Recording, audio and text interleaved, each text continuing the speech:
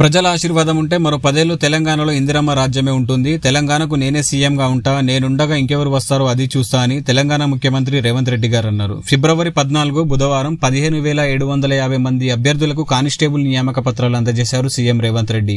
ప్రక్రియ పూర్తయిన అభ్యర్థుల నియామకాలకు హైకోర్టు ఆమోదం తెలపడంతో ప్రభుత్వం ఎల్బీ స్టేడియంలో నియామక పత్రాలు అందజేసే కార్యక్రమం నిర్వహించింది.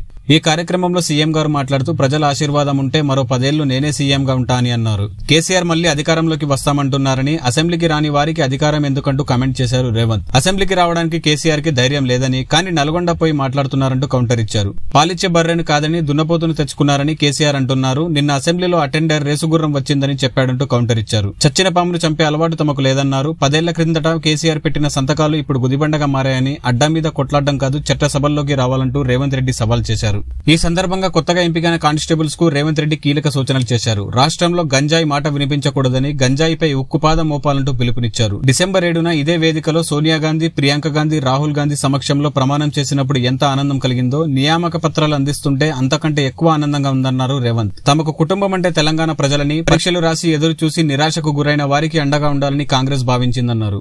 2014లో రాష్ట్రం వచ్చాక నిరుద్యోగ యువకులు ఉద్యోగాలు వస్తాయని భావించారు. కానీ అలా జరగలేదని, గత ప్రభుత్వం వారి కుటుంబం గురించి ఆలోచించిందని, న్యాయస్థానాల్లో ఉన్న సమస్యలు పరిష్కరించే అవగాహన గత ప్రభుత్వం పెద్దలకు లేదని అన్నారు సీఎం. కాంగ్రెస్ ప్రభుత్వం ఏర్పడ్డాక అందరి సమస్యలపై దృష్టి పెట్టామని, అందరికీ తాను అండగా ఉంటానని, ఎలాంటి సమస్య రానియనంటూ అన్నారు. స్టాఫ్ నర్స్, సింగరేణి ఉద్యోగులకు నియామక పత్రాలు ఇచ్చాం, నేడు కానిస్టేబుల్ నియామక పత్రాలు ఇస్తున్నాం, నిరుద్యోగులకు ఎప్పుడు అండగా ఉంటామంటూ రేవంత్ రెడ్డి అన్నారు.